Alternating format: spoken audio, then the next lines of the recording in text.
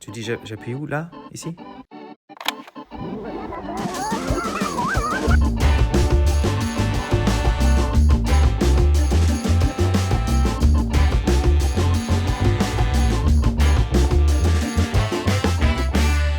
Les frangins sont pas tous gâteux, mais il y en a.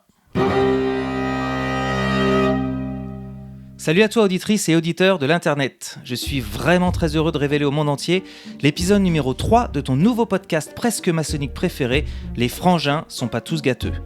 Alors aujourd'hui dans ce numéro très spécial, on va parler de la parole perdue. En gros, on a fait jusqu'à maintenant 2 numéros de présentation un peu légers, alors aujourd'hui, on va enfin se mettre à bosser.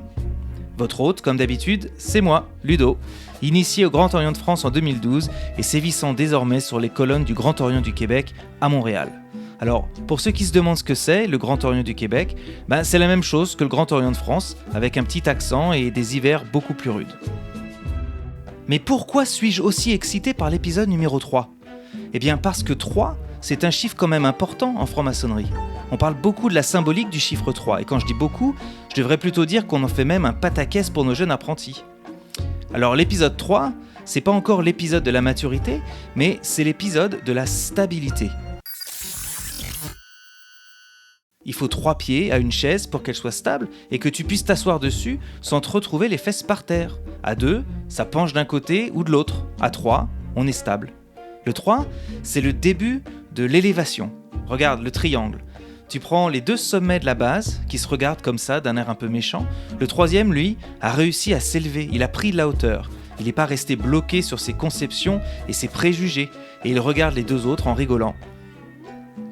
Alors avant de se lancer dans le sujet du jour sur la parole perdue, j'ai 2-3 petites choses à partager avec vous.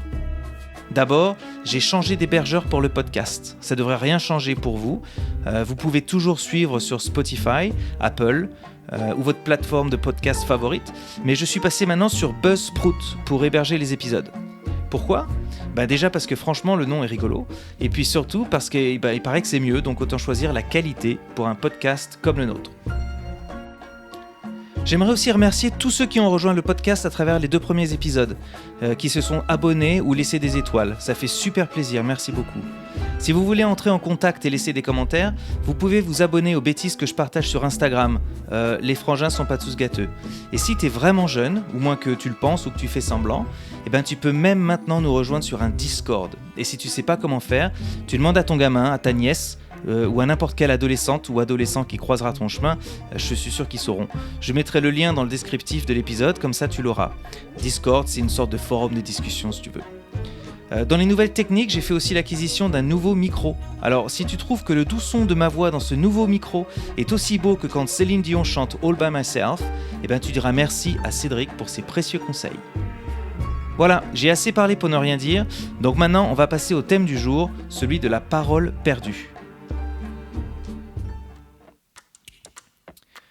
Je vais commencer par plomber l'ambiance, direct, et parler de la Bible. Je peux vous dire que si mes parents écoutent cet épisode, là ils risquent d'avaler de travers. La Bible, c'était pas vraiment le roman de l'été chez moi quand j'étais petit, mais bon, faut bien se cultiver quand même. Alors, vous vous souvenez de l'évangile de Jean ? Il commence comme ça, en parlant du verbe. Et ici, le verbe, moi, je vais l'associer à la parole. Alors, on y va avec l'évangile. Au commencement était le verbe, et le verbe était auprès de Dieu. Et le Verbe était Dieu. Il était au commencement auprès de Dieu. C'est par lui que tout est venu à l'existence, et rien de ce qui s'est fait ne s'est fait sans lui.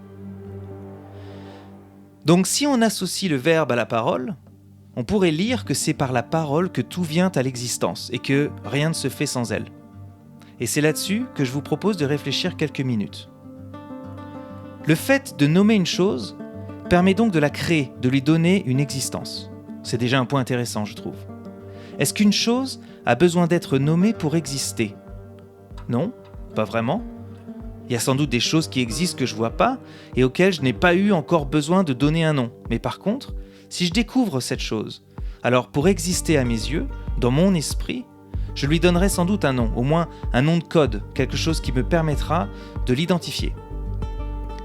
Si la parole est à l'origine de l'existence de tout, c'est aussi l'outil de prédilection de la transmission. Tous les enseignements pendant des millénaires, on les a faits en utilisant la parole. Tous les récits, toutes les légendes, les histoires, s'appuyaient sur la parole pour perdurer, on les colportait de bouche à bouche. Nos ancêtres, les bâtisseurs, transmettaient leur savoir-faire au sein de leur loge, en discutant tous les soirs après les travaux avec leurs apprentis. En recevant des jeunes qui ne savaient ni lire ni écrire, la parole était le seul moyen de transmettre et d'enseigner.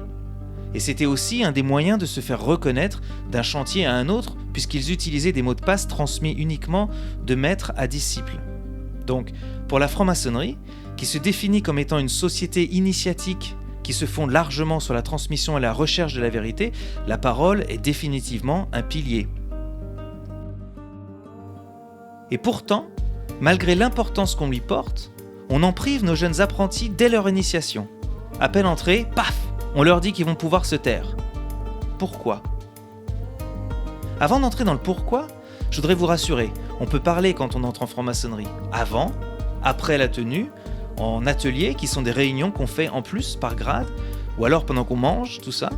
Mais pendant la tenue, à moins qu'on y soit invité, on ne peut pas effectivement demander la parole. On peut nous la donner à titre exceptionnel, mais pas la demander. Voilà, c'était juste pour clarifier. On est strict, mais on est quand même gentil. Donc, pourquoi ? On justifie souvent la perte de la parole pour les apprentis comme un passage obligé pour remettre tout le monde à égalité et gommer les rapports de force, la hiérarchie et tout le système de rang qui pourrait exister en dehors du temple. Tout le monde passe par là. Que tu sois avocat, chauffeur de train, chirurgien, ministre, boulanger ou prof de physique, quand tu rentres en maçonnerie, tu te tais. Et ce passage obligé, ça dure en général autour d'1 an. Alors je sais que ça peut sembler étrange comme processus, très contraignant, mais il y a une raison à ça, plusieurs raisons d'ailleurs. La première, c'est que ne pas avoir à parler, ça permet d'observer, d'apprendre et comprendre un peu le rituel. C'est compliqué quand tu commences d'observer la pratique d'un rituel. C'est pas quelque chose qu'on fait très souvent dans la vie de tous les jours. En tout cas, pas à cette échelle. On a nos petits rituels, le matin quand on se lève, le soir quand on se couche, dans quel ordre tu mets ton pyjama ou tu te brosses les dents. Mais là, on parle d'un rituel plus long, qu'organise une réunion qui peut durer facilement plus de 2 heures. Quand tu te retrouves assis sur ta colonne comme jeune apprenti, tu comprends rien. Pourquoi elle est assise là ? Pourquoi il tape sur la table avec un maillet ? C'est quoi le truc qui pendouille au milieu du temple là ? Pourquoi les différents sont tabliés à lui ? Il y a beaucoup de choses à regarder et à comprendre au début.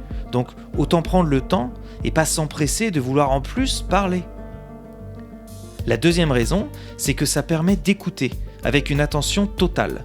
Et quand on écoute avec une attention totale, on peut capter un peu mieux le sens des choses, un sens caché qu'on n'arrivait pas à appréhender avant parce qu'on était déjà en train d'écouter nos émotions, nos réactions à chaud, et qu'on était en train de préparer ce qu'on allait vouloir dire, le plus souvent d'ailleurs pour dire qu'on n'était pas d'accord. Là, on n'a pas la possibilité de répondre. Du coup, on s'ouvre automatiquement beaucoup plus aux autres points de vue. La perte de la parole, en fait, fait partie d'une quête de sens. Moins on parle, plus on comprend et plus on sait.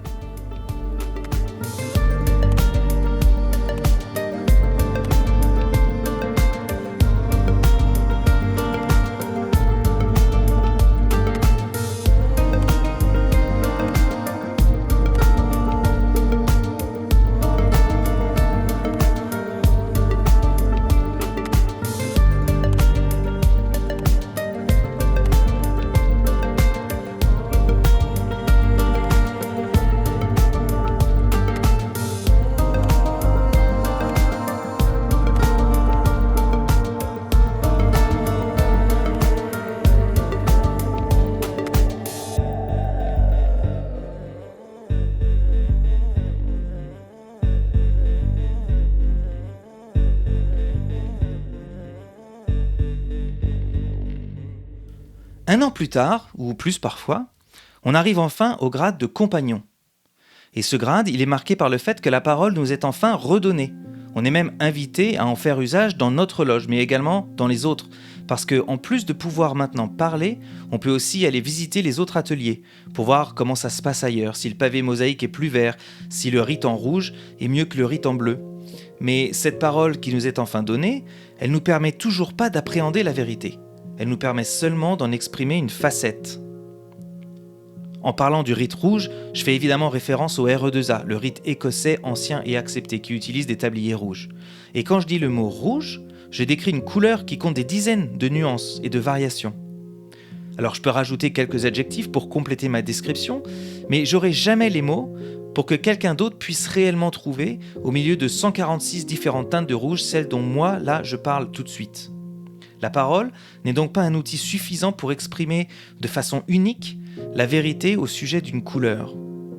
Je me trompe peut-être, mais je pense que c'est pareil pour les idées. Les maçons se réunissent dans des temples pour chercher la vérité et les uns après les autres, à chacun leur tour, ils en expriment juste une facette, une image, un fragment. Et c'est tout ce qu'ils peuvent faire. Par contre, peut-être que tous ensemble, par la complémentarité de tous ces points de vue, des nuances jetées ici et là, on commence à s'en approcher. Je vais m'arrêter une seconde sur cette notion de point de vue que la parole nous permet de partager. Le point de vue, c'est le point, c'est l'unité.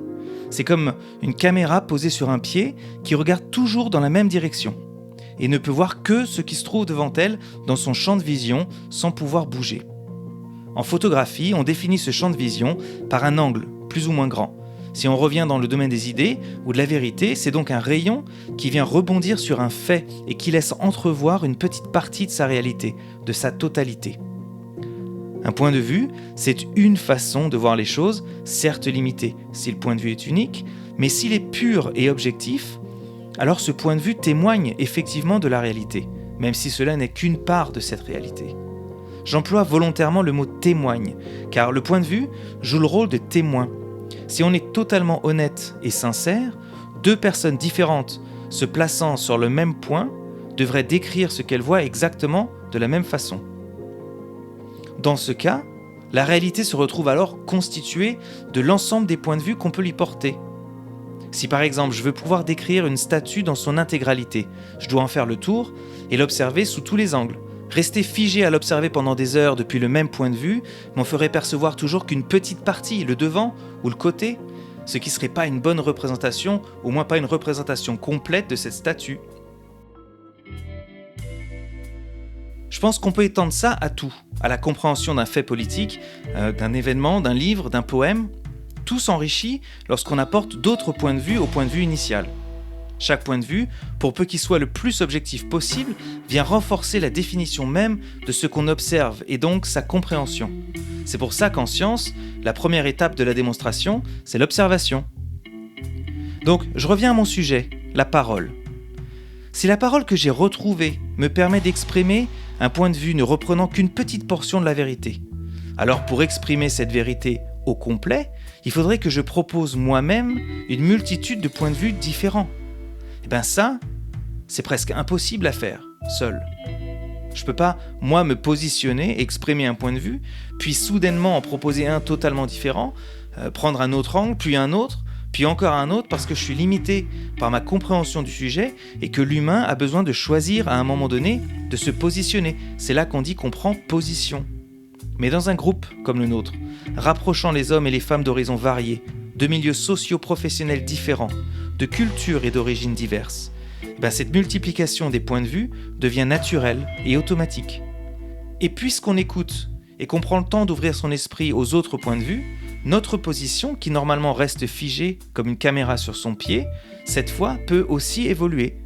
On élargit son point de vue, on s'élève. Je reviens à mon introduction.